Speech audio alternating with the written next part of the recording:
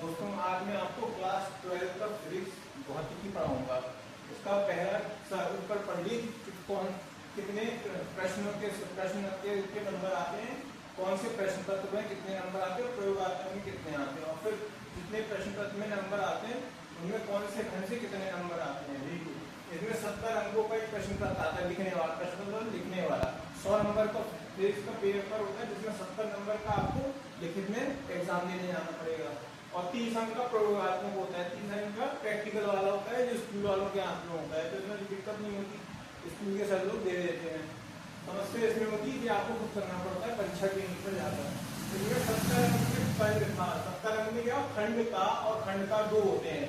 खंड का से 35 अंकों के प्रश्न पत्र होंगे, मतलब खंड का से 35 अंकों का एक सेट आएगा, प्रश्न आएंगे, और खंड खा से ही 35 अंकों के प्रश्न आएंगे। तो क्या 2 खंड होते हैं, खंड का और खा, तो दोनों से 35 प्रश्नों के पैंतीस अंकों के प्रश्न आएंगे। ठीक है, अब खंड का में क्या खंड का, इसमें खंड का में पहला यूनिट कौन सी है, यूनिट ए। यूनिट ए में क्या आएगा, यूनिट ए में क्या है, स्थिर वैद्युति। क्या है यूनिट, स्थिर वैद्युतिकी। स्थिर वैद्युति मतलब स्थिर, जब भी कोई करंट, विद्युत की मतलब वैद्युत का मतलब करंट, स्थिर अवस्था मतलब कोई करंट तो जो आवेश है गतिमान अवस्था में नहीं है, स्थिर अवस्था में है, उस चीज का हम इसमें अध्ययन करेंगे और उनके बीच लगने वाले बलों की का अध्ययन करेंगे। इसको इंग्लिश में क्या कहते हैं, इलेक्ट्रोस्टैटिक। स्थिर वैद्युति को क्या कहते हैं, इलेक्ट्रोस्टैटिक मतलब स्थिर विद्युत। जब कोई करंट स्थिर अवस्था में होता है उसमें आवेश में करंट आवेश होता है, आवेश में जो करंट होता है स्थिर अवस्था में होता है, उनमें एक आवेश एक जैसे गतिमान नहीं होते, तो करंट भी गतिमान नहीं होता, उसको हम कहते हैं स्थिर वैद्युति कहते हैं। अभी मैं पढ़ाऊंगा तो आपको समझ में आ जाएगा। ठीक है, इतना मैं समझा दूँ।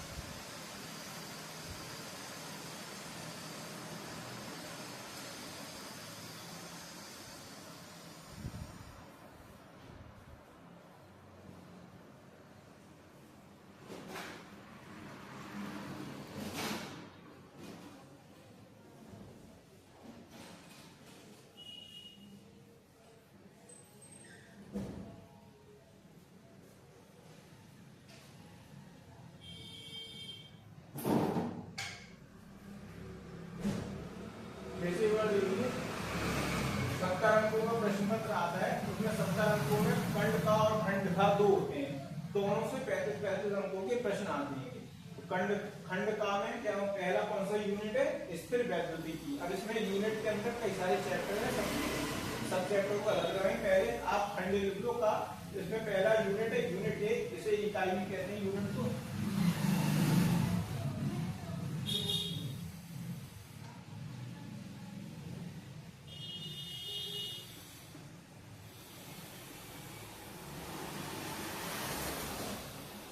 इकाई ए में पहला कौन सा है, स्थिर वैद्युतिकी, इलेक्ट्रोस्टैटिक।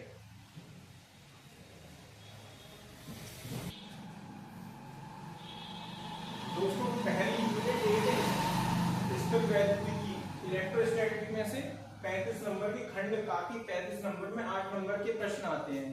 या आप नोट कर लो तो आपको चैप्टर वाइज पता रहेगा किस चैप्टर से किस खंड किस यूनिट से कितने नंबर के क्वेश्चन आते हैं, उस हिसाब से आप अपने पेपर की तैयारी कर पाओगे। तो यूनिट ए में फिर 8 नंबर के क्वेश्चन आते हैं। ठीक है, तो इसमें पहला चैप्टर कौन सा है, वैद्युत आवेश और विद्युत क्षेत्र। पहले चैप्टर के वैद्युत आवेश विद्युत क्षेत्र। वैद्युत आवेश को क्या कहते हैं, वैद्युत को क्या इलेक्ट्रिक बोलते हैं, आवेश को मतलब चार्ज, और विद्युत क्षेत्र मतलब इलेक्ट्रिक फील्ड। इन दोनों के बारे में अध्ययन करेंगे हम आज का। सबसे पहला पार्ट लिखिए भूमिका मतलब इंट्रोडक्शन, कि इसके बारे में कहां से स्टार्ट हुआ, भी विद्युत सब के बारे में विद्युत की शुरुआत कहां से, इसके बारे में बताया गया ताकि आपको आगे समझने में आसानी हो। आज से 2600 वर्ष पूर्व यूनानी दार्शनिक थेल्स ने पाया कि जब अंबर पदार्थ को फर या ऊन से रगड़ते हैं, किससे, फर या ऊन से रगड़ते हैं, तो यह हल्की वस्तुओं जैसे बाल, तिनके आदि को अपनी ओर आकर्षित करता है। मतलब 2600 वर्ष पूर्व एक यूनानी दार्शनिक अंबर ने ऐसी नॉर्मल अपना जीवन जी रहे थे, लेकिन जीते जीते नॉर्मल जीवन में एक अंबर पदार्थ है, वो मैं भी आपको बताऊंगा अंबर पदार्थ क्या होता है। अंबर पदार्थ होता है कि कई 3-4 करोड़ साल पहले जब पेड़ थे, उन पेड़ों से जो रस टपकता था वो एक जगह इकट्ठा होता गया, तो वो पत्थर से ही बन गया। जब वो पत्थर बन गया तो वो क्या, उसमें बहुत अच्छी महक आती थी, उसको अगर आप जलाएं उस पदार्थ को, उसमें बहुत महक आती थी। तो उस पर पत्थर को लाए थे जंगल से, लेकिन घर पे रखे, अचानक उसको साफ करने के लिए उन्होंने क्या करा, तो एक फर था ऊन का कपड़ा, उससे साफ करने के लिए, क्योंकि चमकदार था और महक अच्छी आती थी, तो अपने घर ले आए ऐसी सजावट के लिए या घर में महकाने के लिए। जब उन्होंने देखा बहुत गंदा हो गया तो उन्होंने उसको फर और ऊन से रगड़ने की कोशिश करी साफ करने के लिए, लेकिन जैसे उन्होंने फर और ऊन से रगड़ा तो उन्होंने पाया कि उसमें फर और ऊन के जो बाल होते हैं तो वो उसकी तरफ आकर्षित हो रहे हैं, उसके बाल करके क्या अपनी आप अंबर पदार्थ ने अपनी ओर आकर्षित कर रहा था। तो उन्होंने पाया कि ये उसमें कुछ एक विशेषता है, लेकिन वो एक वैज्ञानिक जो थे तो इस पे ज्यादा डीपी या आंतरिक अध्ययन नहीं कर सकते थे वो। तो अंबर को बहुत देर तक रगड़ने पर चिंगारी भी निकली। जब उन्होंने देखा बहुत देर तक रगड़ते रहे, साफ करने से फर तो आकर्षित कर ही रहे अंबर, या वो फर के ऊन के बाल पत्तों को तो आकर्षित कर ही रहा था अंबर, साथ में रगड़ने पर बहुत देर तक चिंगारी भी निकली। तो अंबर को यूनानी भाषा में इलेक्ट्रॉन वैसे इलेक्ट्रॉन की भाषा में होती है, लेकिन वहां इलेक्ट्रॉन वाले अंबर को कहा जाता था इलेक्ट्रॉन। आगे वाला इलेक्ट्रॉन प्रोटॉन इलेक्ट्रॉन वाला नहीं, इलेक्ट्रॉन के वाला कहते हैं। फिर सन 1600 ईस्वी में 1600 में अंग्रेज वैज्ञानिक गिलबर्ट ने अंबर को इलेक्ट्रिकस, लैटिन भाषा में का नाम है, लैटिन शब्द दिया इलेक्ट्रिकस नाम दिया, जिससे वैद्युत को मतलब इलेक्ट्रिक बोलते हैं, और विद्युत जब वाह में और ए की मात्रा आ जाए तो क्या होगा, वैद्युत हो तो उसे इलेक्ट्रिक कहेंगे। जब वाह में बड़ी की मात्रा आ गई तो विद्युत हो जाएगा। वैद्युत और विद्युत अलग चीज है, इलेक्ट्रिसिटी है तो एक ही, लेकिन कई जगह इस्तेमाल अंतर समझना अलग चीज होती है ना। तो विद्युत वाह में बड़ी की मात्रा हो रही विद्युत इलेक्ट्रिक, ठीक है।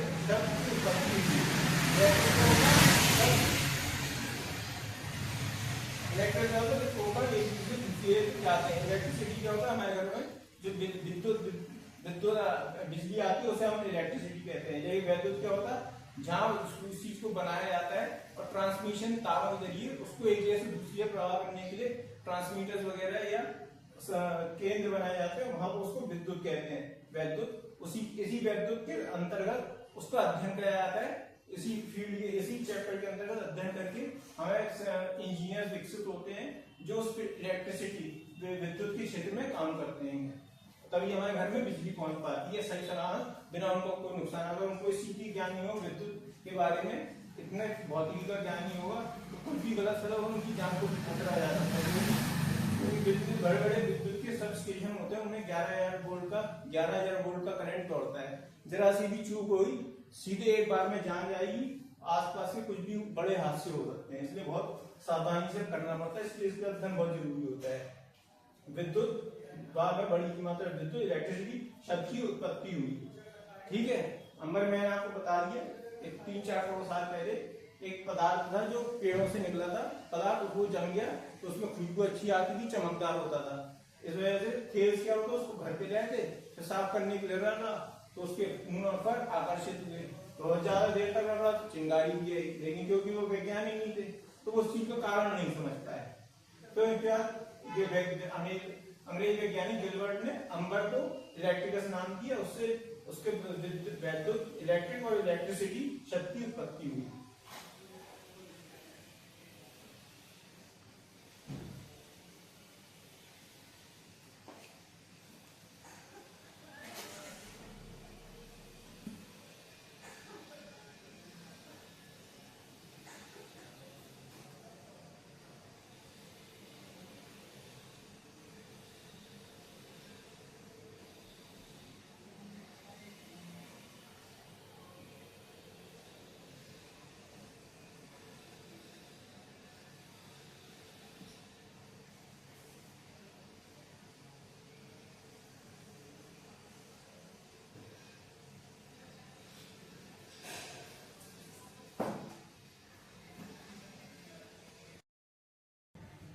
दोस्तों अभी पिछले स्लाइड में मैंने आपको बताया था कि वैज्ञानिक गिलबर्ट ने क्या करा था, बताया था अपने प्रयोगशाला के जरिए यह बताया था कि अंबर पदार्थ को क्या नाम दिया था उन्होंने, इलेक्ट्रिकस नाम दिया था, जिसे इलेक्ट्रिक वैद्युत और इलेक्ट्रिसिटी का जन्म हुआ।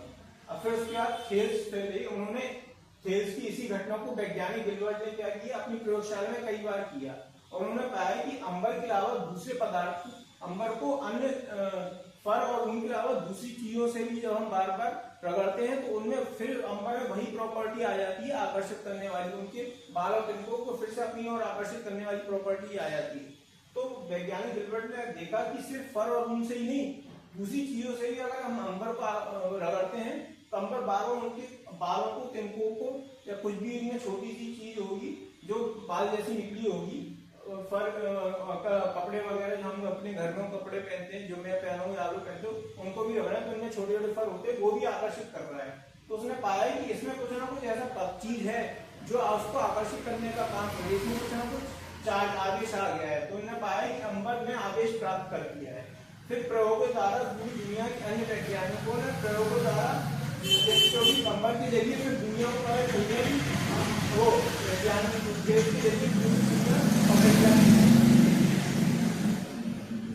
तो थेल्स के जरिए और वैज्ञानिक गिलबर्ट के जरिए पूरी दुनिया को पता चलिए कि अंबर में आवेश आ गया है, कि किसी भी चीज से रगड़ने पर इसमें आवेश जैसी कोई प्रवृत्ति प्रॉपर्टी आ जाती है। फिर वैज्ञानिकों ने अंबर के अलावा दूसरे पदार्थों में इसी प्रयोग को करना चाहा तो उन्होंने ही पाया कि कांच, रबड़, लोहा, तांबा आदि दूसरे पदार्थों में भी इसी प्रकार फर और ऊन से रगड़ने पर फर और ऊन के तिनके और बालों को आकर्षित करने की प्रॉपर्टी आ जाती है। तो उन्होंने पाया कि इसमें भी आवेश आ जाता है, ये भी आवेशित हो जाती है, मतलब इसको भी आवेशित किया जा सकता है। तो विज्ञान की वह शाखा जिसमें किसी वस्तु पर आवेश की विद्युत प्रभावों का अध्ययन होता है। तो विज्ञान की उस शाखा को क्या कहते हैं जिसमें विद्युत प्रवाह, विद्युत इलेक्ट्रिसिटी, जो मैंने पिछली स्लाइड में बताया, विद्युत क्या होता है, जब इलेक्ट्रिसिटी ट्रांसमिशन के जरिए एक जगह से दूसरी जगह बिजली जाती है उसको वैद्युत कहते हैं। और जो इंजीनियर इसका अध्ययन करते हैं उसको उस शाखा को क्या विद्युत कहते हैं। तो वैद्युत प्रवाह का अध्ययन करते हैं उसे विद्युत कहते हैं। तो जो भी इलेक्ट्रिसिटी बीटेक में से जो इलेक्ट्रिसिटी जो बच्चे बीटेक करते हैं वो इस विद्युत प्रवाह के बारे में गहन अध्ययन करते हैं और फिर इलेक्ट्रिक इंजीनियर बनते हैं। तो इस अध्ययन को क्या कहते हैं, विद्युत कहते हैं। इसके बारे में लिख लो आप, फिर उसके बाद और बताएंगे।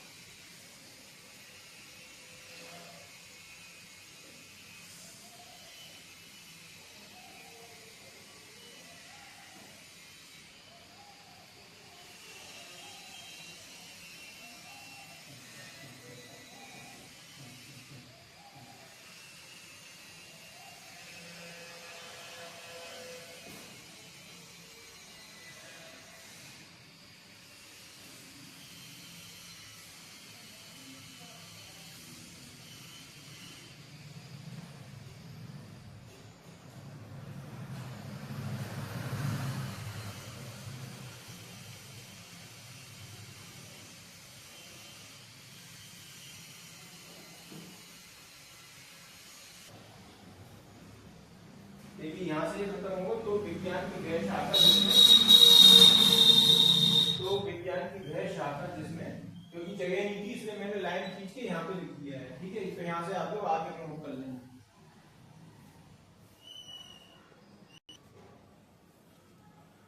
पिछली स्लाइड में मैंने विद्युत का आपको बता दिया था कि वह शाखा जिसमें जो विद्युत वस्तु के आवेशों के वैद्युत प्रभावों का अध्ययन करते हैं उसे विद्युत कहते हैं। मतलब वैद्युत प्रभाव का मतलब जब प्रवाह एक करंट एक जगह से दूसरी जगह प्रवाह डालता है, उसमें इलेक्ट्रिक फील्ड होती है, एक जगह से दूसरी जगह जाता है, उसे विद्युत कहते हैं। ठीक है।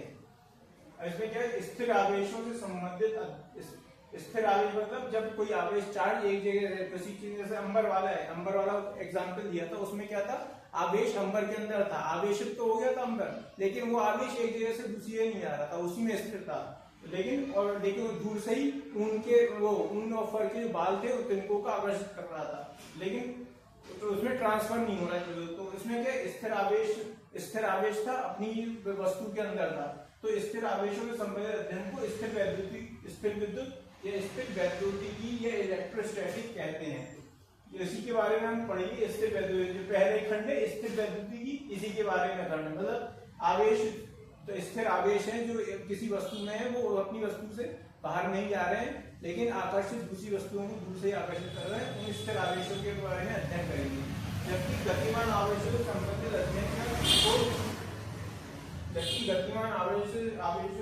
अध्ययन को धारा विद्युत कहते हैं, करंट इलेक्ट्रिक कहते हैं। जो हमारे घरों में आती है वो करंट है, वो इलेक्ट्रिक होती है, उसमें क्या आवेश एक जगह से दूसरी है गतिमान अवस्था में होते हैं, इसी वजह से हमें बिजली मिल पाती है। अगर आप आवेश एक जगह से दूसरी वजह से अवस्था में हम लोग गतिमान अवस्था में नहीं ला पाएंगे तो हमें बिजली कहीं मिल ही नहीं सकती। पैदा तो कर लेंगे, लेकिन बिजली को एक जगह से दूसरी जगह पहुंचाने के लिए आवेश को गतिमान अवस्था में करना पड़ता है। तो उसका अध्ययन बाद होगा जब गतिमान आवेश करंट इलेक्ट्रिक वाले चैप्टर रहेंगे उसमें। इस अध्याय में क्या करेंगे, इस अध्याय में दो स्थिर आवेशों क्या कहेंगे, इसमें दो स्थिर आवेशों की लगने वाला बल का अध्ययन करेंगे। अब जो इस चैप्टर में मैं अभी आपको वैद्युत आवेश पढ़ाऊंगा, तो वो क्या है ये पढ़ाऊंगा, उसमें हम दो आवेशों की लगने वाले बल का अध्ययन करेंगे। जो स्थिर आवेश, गतिमान स्थिर आवेश,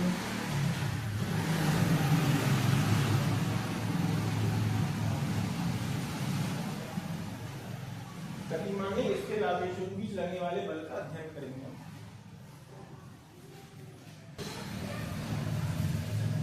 तो इसमें जो अब नेक्स्ट लेक्चर होगा उसमें मैं आपको वैद्युत आवेश के बारे में पढ़ाऊंगा। ठीक है, अब कल मैं इसका नेक्स्ट लेक्चर होगा वो वैद्युत आवेश के बारे में होगा।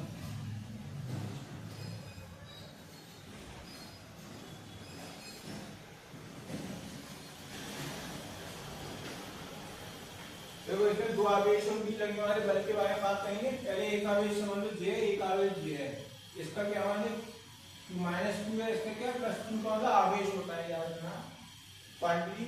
इनके बीच लगने वाला जो बल होगा है ना, बल होगा एक इस तरह दिशा में लगेगा, एक इस दिशा में, इनके बीच क्योंकि प्लस माइनस है तो इस दिशा में नहीं अंदर की तरफ।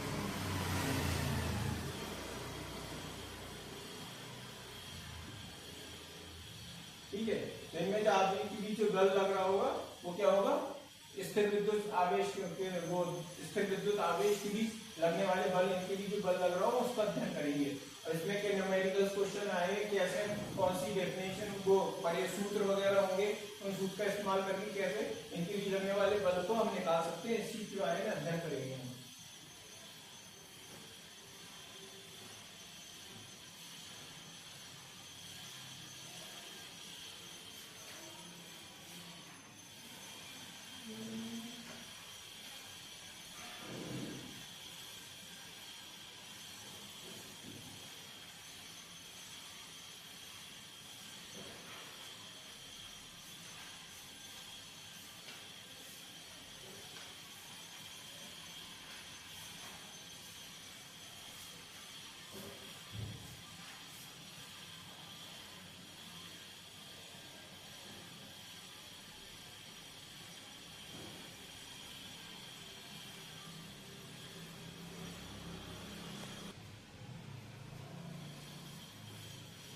और जब इसमें आवेश देखो एक जैसा होगा, +q होगा और +q, तो ये क्या करेंगे एक दूसरे को इधर की तरफ बल लगाएंगे इस तरफ से, प्लस और माइनस एक दूसरे आकर्षित करते, प्लस और प्लस या माइनस और माइनस।